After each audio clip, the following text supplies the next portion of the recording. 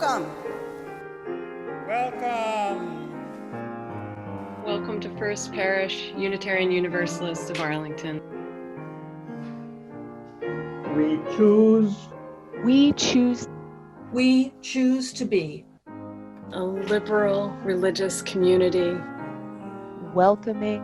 Welcoming to all. We encourage each other on our spiritual journeys. Support one another through the changes in our lives. And challenge the excesses and injustices of our time. Called to love. To love. To love. And upheld by joy. We live our faith.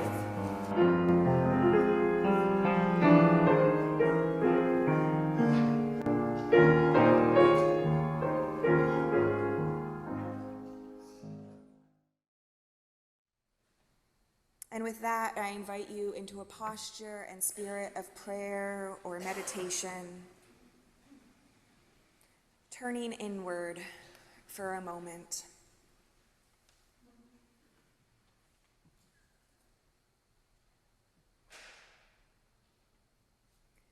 Spirit of life, create within us a space of safety and sanctuary, that within ourselves we might find a moment of calm.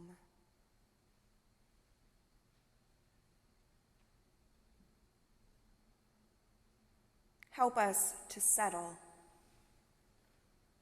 to become unburdened by the heavy things we carry.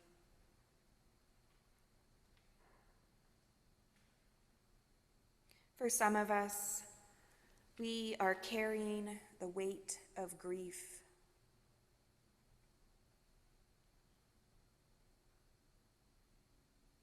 We pray for Peter Southwick, for Dick Terry. May our love surround their families.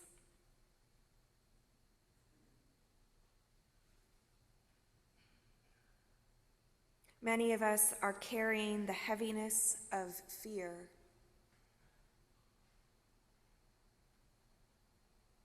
Violence and injustice moves closer around us. This week we saw the continued escalation of ICE, of the abduction and kidnapping of our neighbors. Anger and horror reverberate around us as immigrants are taken from their homes, their loved ones.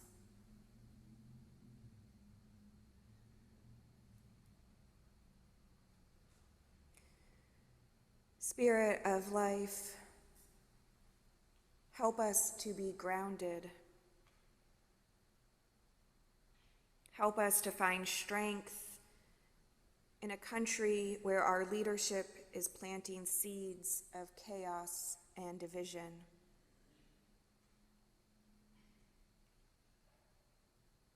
Spirit of the mountains, spirit of deep roots and reaching branches, hold us steady.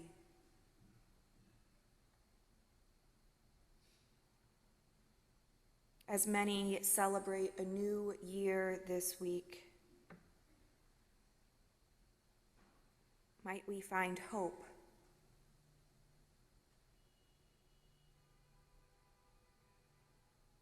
When news of censorship threatens that which we hold sacred,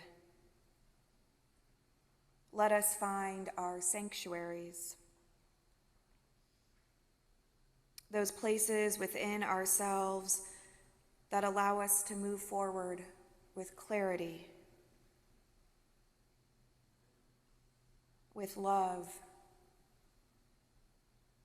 with courage,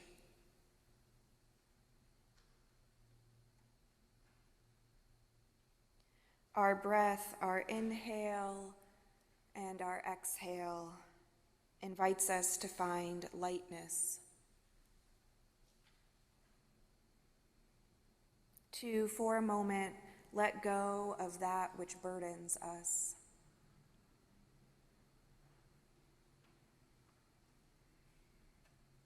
May that lightness lead us towards more love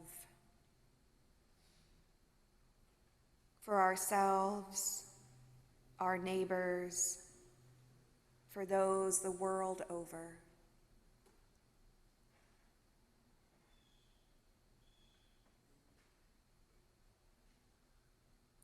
Let our breath guide us as we share 2 minutes of shared silence. There are at least 2 ways of waking up in the morning. One is to say, "Good morning, Lord," and the other is, "Good Lord, it's morning." I'm not going to ask which one you are, but I'm just going to out myself and say that I am not a morning person. So you all are so lucky that I got up so early to be with you today. I must love you so much. And that is because I feel like all of us have our own circadian rhythms and the number of hours that it takes for us to sleep. And for me, you'll be interested to know, I don't even need coffee to wake me up in the morning. I know that's sacrilegious in UU terms, right? After all, weren't we the ones that penned that infamous hymn? Coffee, coffee, coffee, all the joys of coffee. Early in the morning, our mugs shall rise to thee. Have you heard of that song? Oh, thank you, thank you. So it makes me question, what would it take to be woke? Let me go through a brief history of this very charged word that I'm about to use. It actually started in the late 1930s within the African American community to describe the racial violence that was taking place in the South. That got heightened, fast forward to 2014, when a man named Michael Brown, an African American, was brutally murdered in the hands of the police. So staying woke was a way to bring awareness for all of us to stay engaged and to question police brutality and systemic oppression that has brought about that situation, and thus form the movement for Black Lives, or the Black Lives Matter movement. And again, fast forward to 2020, when that word got expanded to not just talk about the African American community or racial injustice, but also to raise awareness around other sources of oppression, such as with the transgender community, for example, and non-binary folks, and everyone. And there was a string of Asian hate as well. I don't know if you all remember that. So all of that raised awareness around how we could do better by waking up to the injustices in our world. And it was also around that time that that word got vilified and turned into something that was somehow part of cancel culture, and diversity, equity, and inclusion trainings and resources got defunded after a while because that was seen as evil as well. And the whole idea of critical race theory in our college campuses and in our educational systems were also called into question. Fast forward to today. Just yesterday, as a matter of fact, as I was reading through the New York Times, I don't know how many of you saw the article, that talks about the rise of the woke right. Isn't that interesting, right?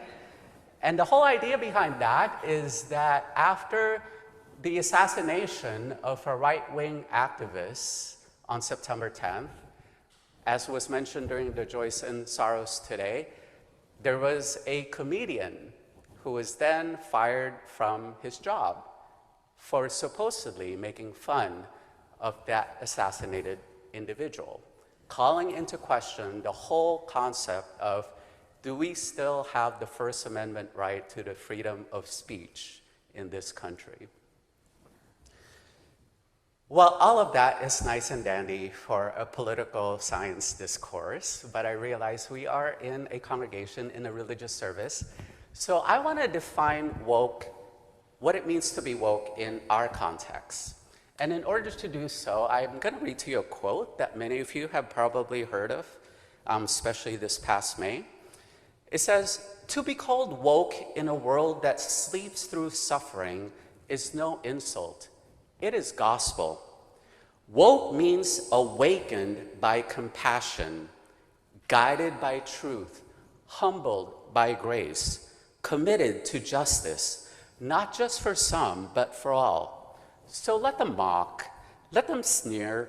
We will still build the kingdom, not with walls, but with love. Be awake, be loving, be woke."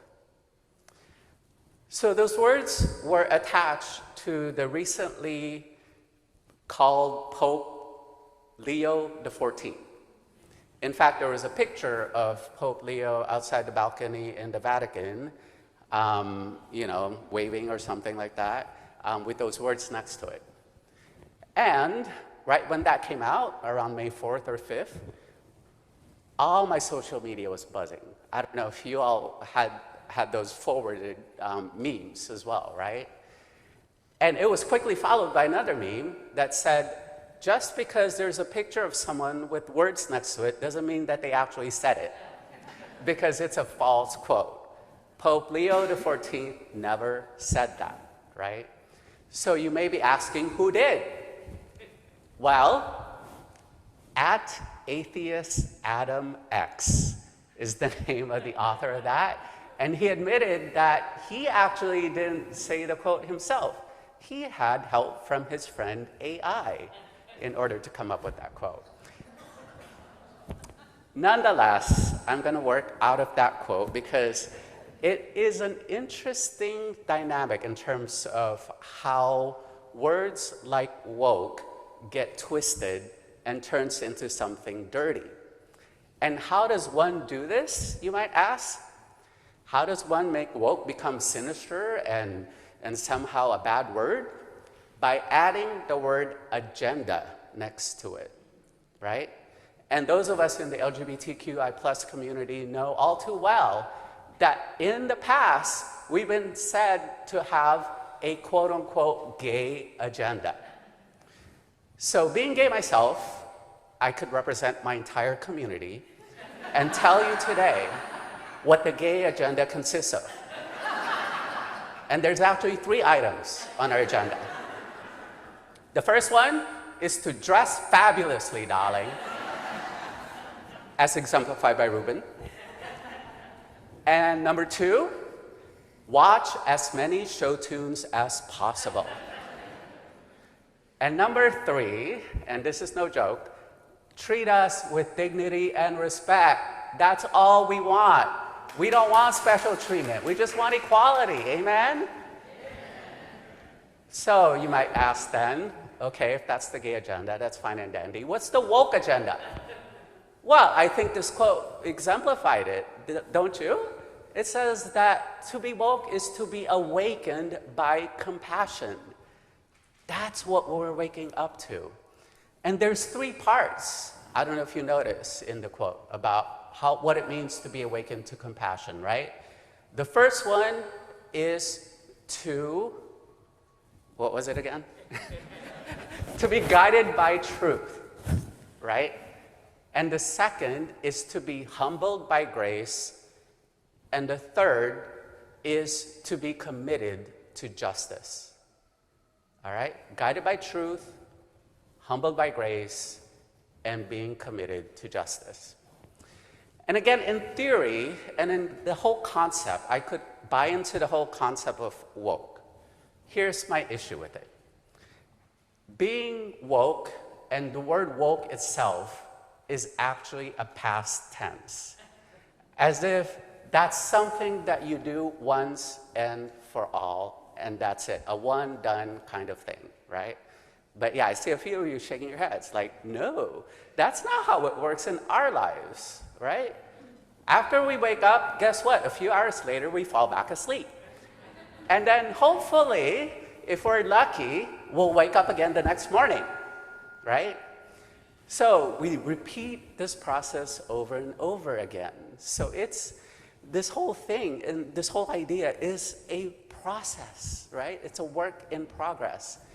And the second thing, and this is why, by the way, that it's not a continuum of asleep or awake.